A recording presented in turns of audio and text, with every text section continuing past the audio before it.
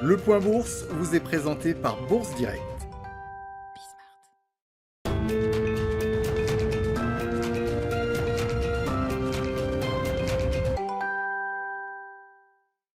La tendance est en légère hausse sur le CAC 40 à la mi-journée. Les investisseurs restent attentifs aux évolutions des rendements obligataires aux États-Unis entre les deux prises de parole de Jérôme Powell au Sénat hier et devant la Chambre des représentants aujourd'hui.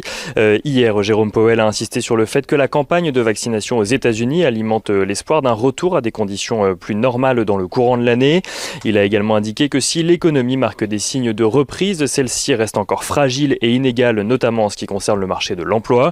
Un contexte dans lequel Jérôme Powell a assuré que la politique monétaire de la Fed resterait accommodante aussi longtemps que nécessaire afin que l'économie américaine retrouve les niveaux d'emploi et d'inflation attendus. Son discours devant la Chambre des représentants aujourd'hui devrait être sensiblement le même. En attendant, les rendements obligataires restent à leur niveau d'hier, aujourd'hui aux États-Unis. Le taux à 10 ans est aux alentours des 1,36%, tandis que celui à 30 ans est aux alentours de 2,2%.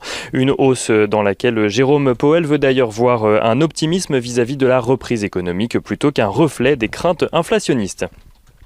En Europe à présent, le PIB allemand progresse de 0,3% au quatrième trimestre 2020, une croissance légèrement plus forte que la première estimation qui tablait sur 0,1%, une remontée qui fait dire à l'Office des statistiques allemands que le PIB du pays s'est contracté de 4,9% en première estimation sur l'année 2020.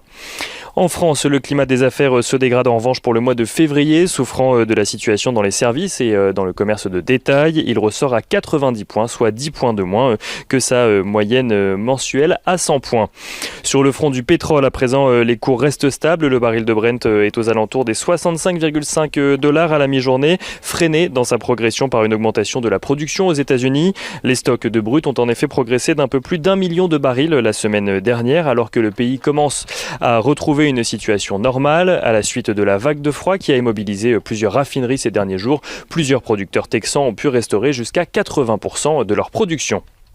Du côté des valeurs à suivre à présent à la Bourse de Paris, Worldline fait état d'un chiffre d'affaires de 2,75 milliards d'euros en 2020, en repli de 4,6%. Le spécialiste des paiements affiche cependant une marge d'excédent brut opérationnel en hausse de 25% environ sur la période. Pour 2021, Worldline anticipe un rebond de sa croissance organique avec notamment une contribution positive de 66 millions d'euros à son EBO, une contribution qui viendrait d'Ingenico, racheté l'année dernière. Accor annonce une perte nette de 2 milliards d'euros environ, un recul en lien direct avec les nombreuses fermetures imposées au groupe pour faire face à la pandémie de coronavirus. Le groupe hôtelier a cependant noté des signes de reprise en Asie, au Moyen-Orient, en Afrique ou en Amérique du Sud au quatrième trimestre 2020.